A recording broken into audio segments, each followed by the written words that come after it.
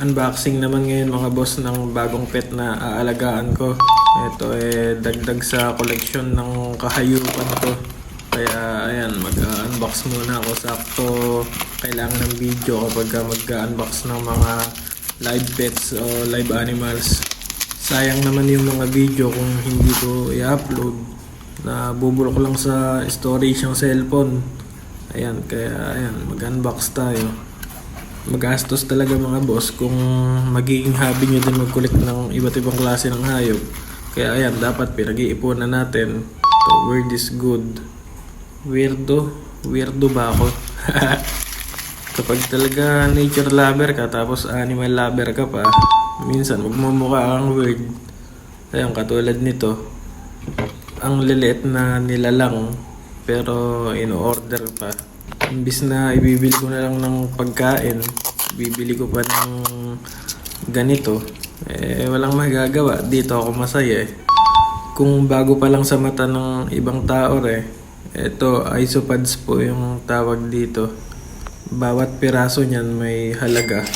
Kaya ayan, kailangan ingatan, alagaan din.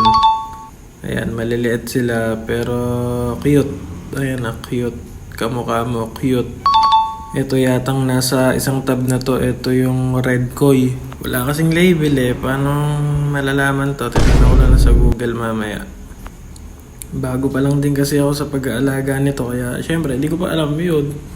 Pero ayos lang, maganda naman yung packaging nila. Masarap i-unbox. Tapos ito naman mga boss, yung isa. Ito yata yung Cubaris Morina. Ano to? Roly-poly ba tama? Aywan ko lang, titignan ko mamaya.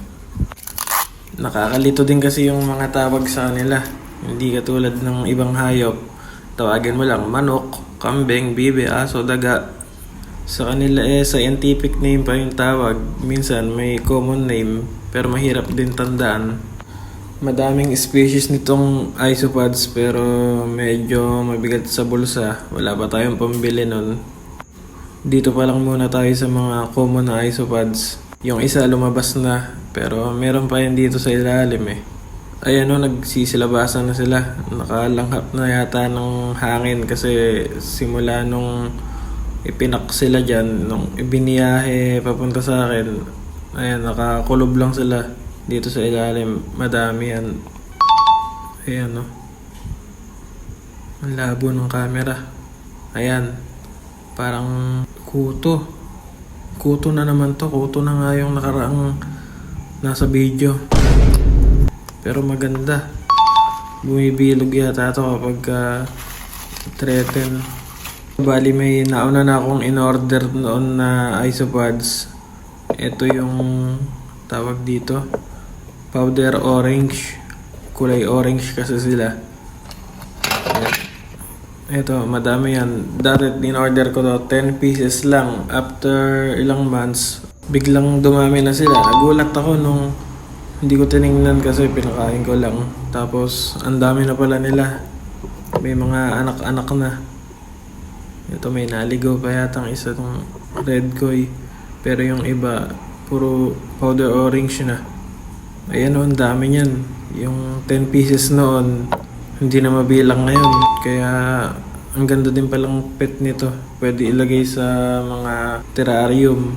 Ayan ang dami na bigla nila. Nakakagulat din. Ito lang din yung kinakain nila, yung bulok na kahoy na to.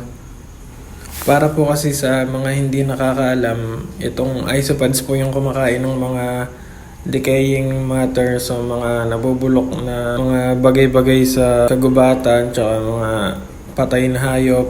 Sila po yung nagmimistulang janitor sa ecosystem, kumakain ng mga nabubulok. Kaya maganda din po yung role nila sa nature.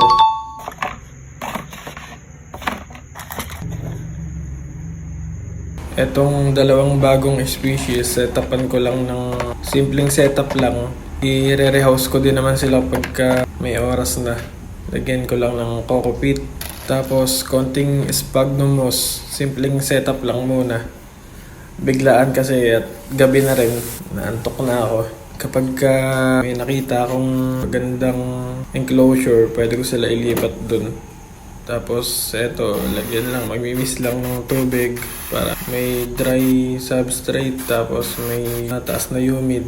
Hindi ko alam kung paano talaga yung setup nito. I-research ko pa yun, kaya mas magandang nire-research ko muna kapag bumibili ng bagong alaga para makuha nyo yung tamang habitat nila kasi mahihirapan din silang mag-adapt sa gagawin nating enclosure kung hindi naman talaga yun yung para sa kanila. Unahin ko muna tong red koi. Ayan, taktak lang dahil meron pa yan sa ilalim. Kailangan masama lahat. May nakita din kasi akong mga maliliit na parang baby na isopods. Siguro habang binibiyahe papunta sa akin, nanganak na. Kaya ang bilis lang talaga dumami.